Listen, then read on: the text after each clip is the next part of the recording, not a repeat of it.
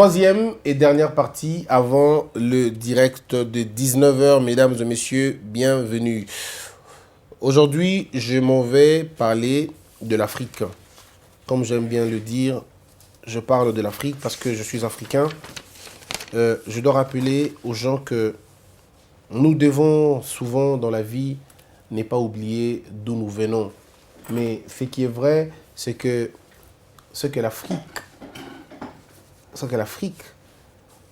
donne comme image ou comme offre comme spectacle est tout simplement désolant. Moi, je suis scandalisé quand je vois la politique africaine. Je ne peux pas comprendre, je ne suis pas toujours en train de comprendre que certains pays africains ont aujourd'hui 59 ans d'indépendance, mais ils se comportent aujourd'hui comme s'ils étaient encore sous la colonisation la plus terrifiante. Aujourd'hui, le sabotage occidental sur l'Afrique est beaucoup plus criant qu'avant. Beaucoup plus criant qu'avant. Je suis convaincu que nos aînés, Kwame Nkrumah, Julius Nyerere et tous ces autres leaders, Lumumba, Sankara, ces gens-là, je crois qu'ils ont mal là où ils se trouvent dans leur tombe. Je crois qu'ils ont très mal. Ils ont eu des erreurs. Le fait de ne pas assurer une relève, le fait de ne pas assurer un leadership de transformation et tout ça. Mais en même temps, ceux qui les ont hérités l'ont très mal hérité. L'ont très mal hérité. Moi, je n'ai jamais vu des autorités aussi négligentes, irresponsables comme les Africains. Ce qui se passe en Afrique aujourd'hui s'est passé dans le XIVe siècle.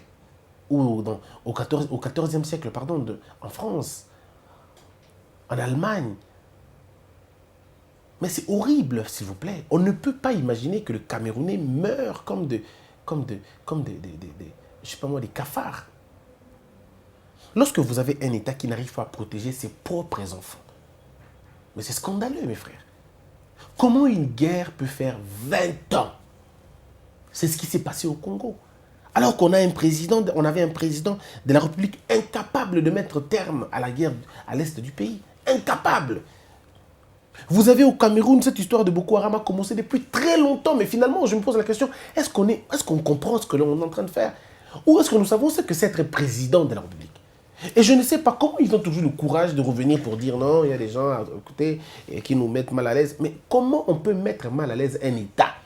Non, je veux dire, comment un groupe d'individus peut-il mettre mal à l'aise un État où on ne sait pas ce que ça veut dire l'État, où on ne sait pas ce que ça veut dire être président de la République? Si vous regardez la situation au Cameroun, vous regardez la situation au Congo, vous regardez la situation en Centrafrique, la situation au Mali, un peu au Tchad, et dites-moi, en quoi est-ce que c'est plaisant d'être noir et fier d'être noir? Fier comme ça. Excusez-moi, c'est la honte. C'est simplement la honte. On ne peut pas construire une Afrique avec des irresponsables. Excusez-moi si je suis peut-être grossier ou je suis peut-être méchant. Les dirigeants africains sont les premiers irresponsables politiques au Congo. Disons, en Afrique. C'est des gens qui ne pensent qu'à leur fortune. C'est des gens qui ne pensent qu'à leur pouvoir. Mais qui se foutent totalement et royalement de la vie des gens. Totalement de la vie des gens. Ils se foutent totalement de la vie des gens. Comment des gens... Écoutez, moi je ne comprends pas. Ça veut dire, il y a des gens ici, dans une montagne, ils viennent, ils prennent vos enfants, vos filles, ils vont avec eux et ils font plus de 100 jours. Plus de 100 jours. Ils ne vont pas dans les pays voisins. Non, ils sont dans votre propre pays. Non, mais c'est pas possible. Je recommence. Ça veut dire, on est dans une maison, quelques enfants de la maison prennent en otage les autres enfants de la maison, mais ils ne vont pas loin. Ils ne partent pas de la maison. Ils sont dans la maison, ils s'enferment dans une pièce de la maison, et le papa dit, je ne sais pas où ils sont. Est-ce qu'on est sérieux? Donc le papa n'a même pas le contrôle de sa maison. Il ne sait pas quelle est la pièce qui est occupée et quelle est la pièce où on a les enfants. Aucun mécanisme de contrôle, aucun mécanisme de protection, aucun mécanisme de sécurité. Tout tourne autour du pouvoir. Et comme le pouvoir en Afrique a toujours ces turiféraires, a toujours ce tambourinaire, et vous avez des hommes de science qui ont étudié, qui ont des diplômes, qui vont toujours être autour de ces hommes pour leur dire des choses. Si vous allez au Cameroun, le professeur, monsieur Paul Biya, ce n'est pas un professeur, à ce que je sache. Non, pas du tout. Ce n'est pas un professeur. Mais regardez ce qu'ils font tout pour qu'il reste au pouvoir autour de lui, que de professeurs. Ils n'ont pas honte, ces gens-là. Et puis, pire encore, ils appellent ça une république. La république cesse d'être une république lorsque une seule personne ou une famille gère indéfiniment l'État. Ce n'est plus une république, ça devient une sorte de monarchie républicaine ou un empire républicain. On ne peut plus parler d'une république quand on sait que les élections ne sont qu'un vaste moyen de remaniement. Ça veut dire quoi? Ça veut dire quoi être président et ne pas donner le pain à sa population? Regardez dans les villages au Cameroun, parce que je parle de Cameroun aujourd'hui. Regardez les villages de Cameroun, mais c'est pratiquement au Moyen-Âge. Et si nous continuons comme ça, l'Afrique peut disparaître. Pendant que les autres sont en train de faire d'avancer, nous on est en train de reculer. Regardez les villages au Cameroun, mais c'est pratiquement des villages, comme si on était au Moyen-Âge. Comme si on était dans le Moyen-Âge. Mais attendez des secondes. En quoi est-ce qu'on peut dire qu'on a des dirigeants? Vous êtes dirigeant parce que tous vos enfants vivent en Europe et tous vos enfants ont la possibilité de manger 3 fois par jour. C'est ça être politicien? Non. Non. Prenons le cas du Togo. On prend le Togo. Regardez le Togo, dans quelles conditions le Togo évolue. C'est un pays qui a ses richesses. Mais regardez le taux de pauvreté au Togo. Regardez le taux de pauvreté au Togo. Regardez les dépenses faites par la présidence au Togo par rapport aux Togolais eux-mêmes, rien du tout. Mais comme toujours, même au Togo, M. Yassingbe a ces petits professeurs qui sont là avec des documents, qui pensent qu'il est inamovible, il ne peut pas changer, c'est toujours lui, on chante pour lui. Des professeurs, hein, des professeurs. Mais comment vous voulez que le professeur allemand vous respecte? Comment vous voulez que le professeur américain vous respecte? Comment voulez-vous que le professeur français vous respecte quand on sait que vous n'êtes que des petits garçons de course, des hommes politiques en Afrique, qui n'ont même pas fait les études que vous avez faites? Alors ça ne sert à rien? Ça ne sert à rien? Regardez en Afrique, tout politicien qui n'a pas étudié, autour de lui, c'est des hommes qui ont étudié. Des hommes qui ont étudié, mais qui ne l'aident pas à avancer, mais qui l'aident par contre à faire de lui un homme inamovible, un homme le plus important. Alors qu'on lui attribue même des qualités qu'il n'a pas.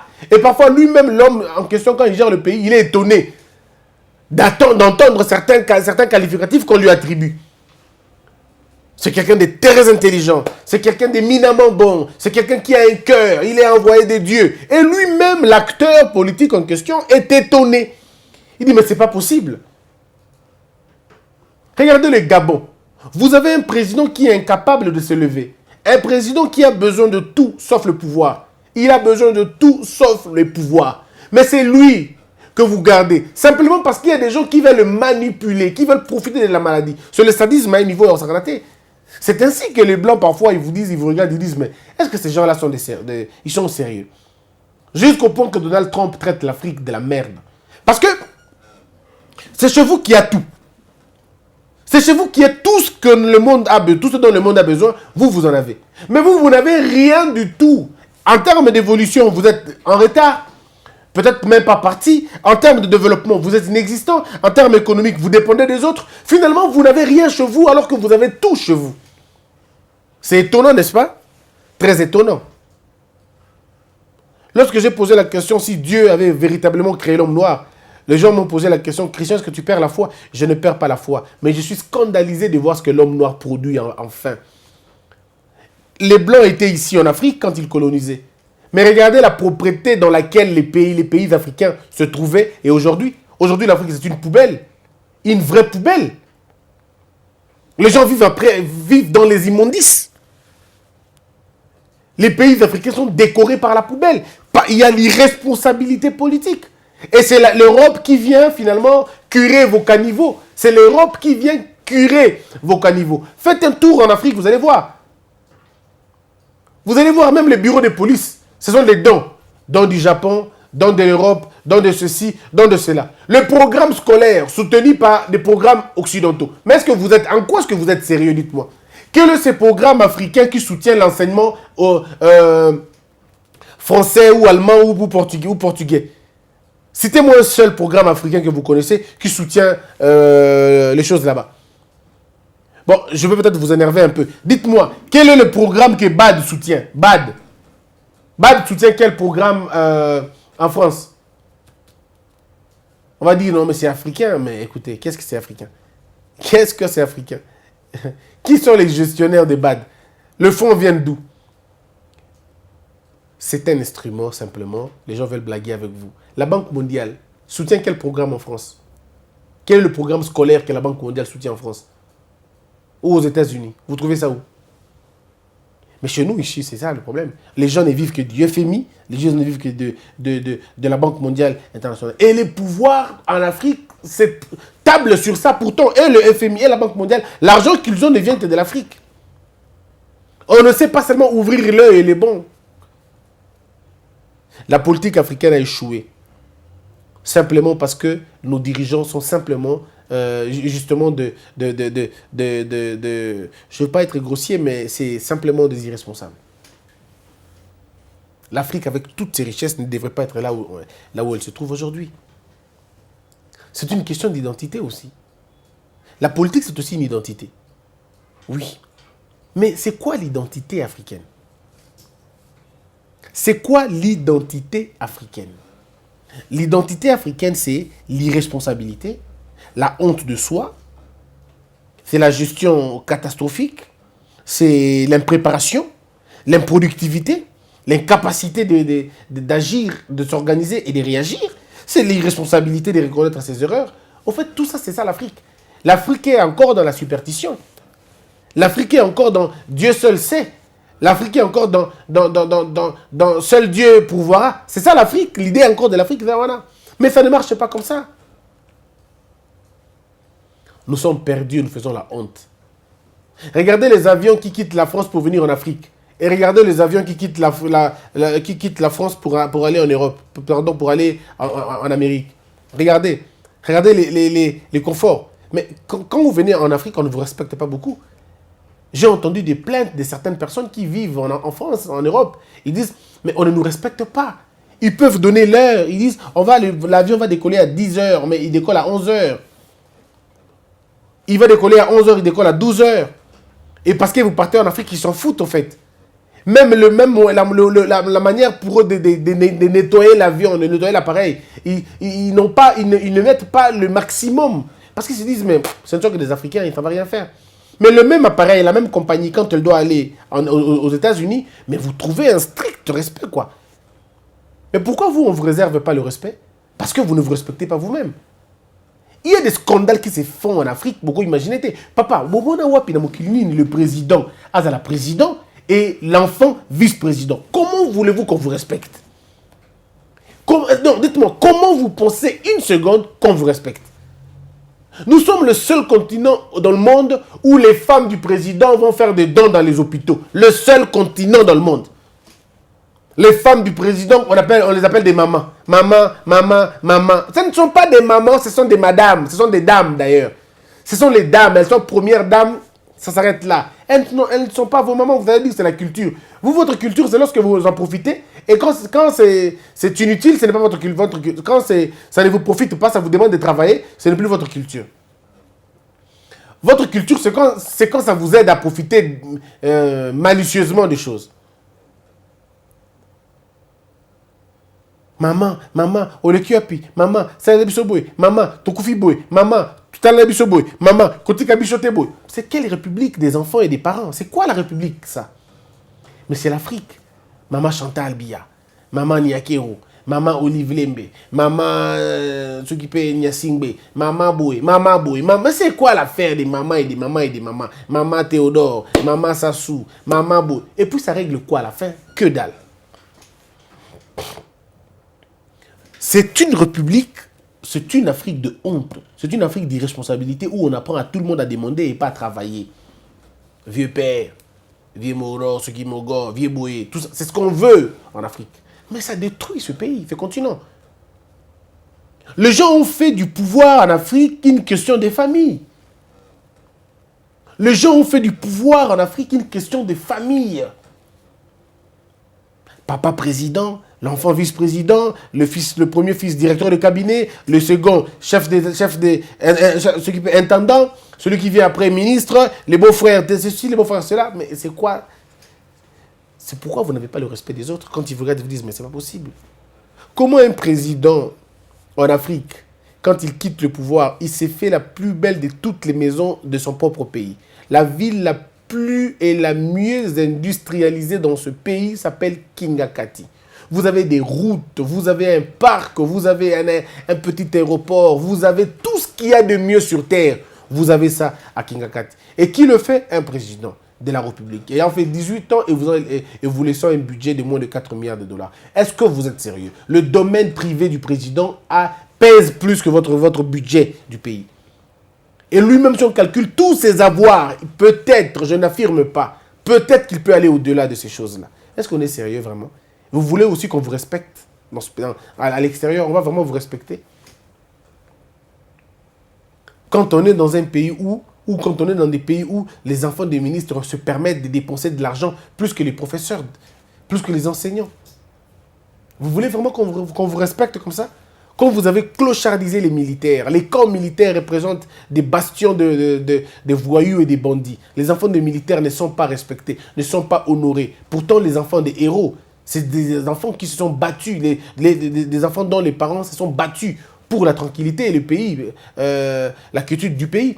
Mais nous les avons tout simplement tourné le dos. On s'en fout d'eux. Ils n'étudient pas, privés de l'école, privés de santé et tout. Et ces enfants n'ont que la rue pour revendiquer leurs droits. Et on s'étonne qu'ils soient bandits, on s'étonne qu'ils soient voyous. Mais pourquoi vous vous étonnez? Pourquoi faites-vous semblant? Non, l'Afrique a besoin d'une nouvelle énergie. L'Afrique a besoin des jeunes qui vont se réveiller et couper les carcans, couper les cordons ombilicaux. Mesdames et messieurs, je demande aux Camerounais, tant que M. Biya va être votre président, votre Cameroun n'avancera jamais. Vous savez, quand on n'a pas fait ce qu'on n'a pas pu faire dans 5 ans, et aussi dans 10 ans, on ne peut pas le faire dans 100 ans. M. Biya ne peut pas développer le Cameroun. Il fait partie de votre problème, que je vous dis la vérité. Comme Kabila faisait partie du problème congolais, vous aussi, Biya fait partie de votre problème. Le problème gabonais, c'est le problème de la famille Bongo. Aussi longtemps que la famille Bongo ne va pas changer la manière de faire les choses, votre Gabon restera toujours dans le problème. Parce que le problème du Gabon, c'est la famille Bongo. Le problème du Togo, c'est Faure Gnassingbé. Le problème de la Guinée, peu importe ce que vous avez, vous aurez pu avoir mieux. Votre problème, c'est Théodore et les autres. Bref, le problème de l'Afrique, c'est les politiciens africains. Ce sont eux qui ont rendu l'Afrique malade. Ce sont eux qui ont rendu l'Afrique soumise. Ce sont eux qui ont humilié l'Afrique. Parce qu'ils ont des comptes à rendre, non pas au peuple africain, mais aux dirigeants européens. Voilà pourquoi tous leurs mouvements, ils ne font que pour aller prêter allégeance à ces gens-là, pour leur dire, je suis obéissant avec vous, je suis bien avec vous, je suis respectueux de ce que vous allez me dire, je suis là, moi je suis le petit bonnet, je suis la petite marionnette, utilisez-moi comme vous voulez. Venez piller mon pays, venez assiéger mon pays, mais donnez-nous un petit semblant, quoi. En fait, c'est ça la politique de l'Africain qu'il faut changer, au fait. L'Africain peut se fermer en Afrique et travailler efficacement ici et trouver les raisons, les réponses aux problèmes de Congolais sans même demander un seul rond à l'étranger. Mais malheureusement, le paradigme, on ne veut pas le changer. Nous voulons garder le même paradigme, mais avoir les résultats différents. Albert appelait ça de la folie, tout simplement. L'Union africaine, construite par la Chine, vous voulez que je vous respecte? L'Union africaine, incapable de faire le 2% de ce que l'Union européenne fait chez elle. L'Union africaine incapable de mettre terme à la guerre en Centrafrique. incapable d'arrêter la guerre à l'est du pays pendant 20 ans, incapable de régler le problème du Togo, incapable de régler le problème de l'Angola, incapable de régler le problème du Libéria, des Seychelles, incapable de régler ce problème-là. Simplement parce que l'Union africaine n'est qu'un syndicat de chefs d'État. Et attendons voir peut-être, parce que j'ai comme l'impression qu'il y a des nouveaux présidents qui sont arrivés. Il y a M. Lorenzo, il y a M. Tshisekedi, il y a l'autre de Tanzanie, si je ne me trompe pas. Et je crois qu'avec peut-être ce nouvel élan, les choses peuvent changer. Mais si nous continuons avec la même structure, ça ne changera pas. L'Afrique sera toujours pauvre et ses dirigeants seront toujours riches. Et ce contraste continuera. C'en est fini, mesdames et messieurs. Alors là, je prends des questions et des réponses. Lorena José, la Mouka est une caverne de menteurs. Tout leur argent a servi à insulter, à humilier Félix durant la période électorale. Et aujourd'hui, Dieu a confondu. Hervé Émir, au Congo, personne n'est honnête car le fondement de la démocratie est basé sur le mensonge électoral que tous acclamons avec joie. Elder Banga, Christian, pourquoi au Congo, tous les présidents ont toujours dans leur tête un mandat de 10 ans alors que la Constitution leur fixe 5 ans? Non, la Constitution donne 10 ans à un homme. Il donne 10 ans. Parce qu'il donne 5 ans, il dit tu peux renouveler. Donc, et il parle dans la logique de 10 ans. Voilà. C'est très bien d'ailleurs, c'est très bien. C'est très ambitieux pour un président de dire je ferai 10 ans parce qu'il sait que je vais gagner les élections prochaines. Mais si seulement que ça se gagne dans des bonnes conditions, là c'est bien. 10 ans c'est bien. Jérôme Bika, quand on parle de la gabegie financière, on retrouve plusieurs parlementaires, députés et sénateurs inclus dans le nombreux dossiers de corruption, de détournement. Pourquoi eux aussi ne déclarent-ils pas leurs biens? Non, la loi ne parle pas des députés, la loi parle que de membres du gouvernement. Parce qu'eux gèrent l'argent de l'État. Les députés ne gèrent pas l'argent de l'État. Ce sont on va dire quoi, les ministres qui gèrent l'argent de l'État. Eux doivent nous donner des comptes à rendre. Sira Mbaya, Félix ne va pas fouiner dans le passé de peur de bouger les cadres du FCC avec toutes les maisons et les concessions spoliées par ces gens que cela se passe toujours comme ça. Mais il n'y a pas que ceux du FCC. Vous avez oublié ceux de la Mouka et ceux de Cash aussi. Est-ce que vous oubliez que la politique au Congo est tout balouki tout petit placement?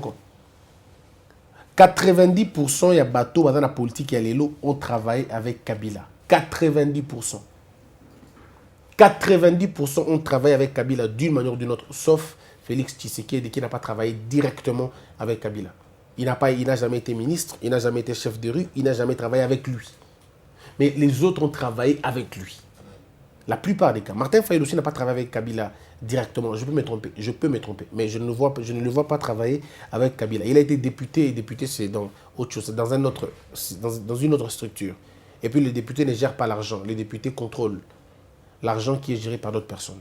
Donc, il y a aussi lui. Mais les autres ont travaillé avec lui. Bemba travaille avec Kabila, Mozuto avec Kabila, Matungulu avec Kabila, Mbouseneus avec Kabila, Katumbi avec Kabila, voyez-vous, Kinki avec Kabila, voyez-vous. Donc, il y a des gens comme ça qui ont travaillé, Vital Kamerhe avec Kabila, il y a des gens qui ont travaillé avec Kabila et qui se trouvent aujourd'hui soit dans la Mouka, soit dans Cash. Alors, si on veut vraiment fouiner, donc la logique de fouiner veut dire qu'on va travailler sur tout le monde.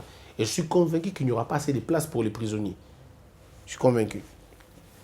Mais moi, je suis contre. Je suis contre le fait qu'on ne fouine pas. Je voudrais bien qu'on fouine. Moi, je voudrais bien qu'on fouine. Mais le problème, c'est qui va fouiner? Je voudrais que la justice fouine convenablement. Benoît Kalou. Si je regarde un pays comme Bénin qui a un budget de 11 milliards et que le Grand Congo en a à peine 7 milliards, je comprends que c'est nous le problème et la malédiction de l'Afrique entière. En fait, je rappelle une chose. Le Congo n'a pas 7 milliards de dollars. Non, le budget de 7 milliards est une estimation. Tout ça, beaucoup ça peut 3 milliards, beaucoup ça peut 4 milliards. 7 milliards, c'est que beaucoup ça n'a beaucoup. 7 milliards et que mbongo vandi quelque part. 7 milliards et dans mbongo bakozwa.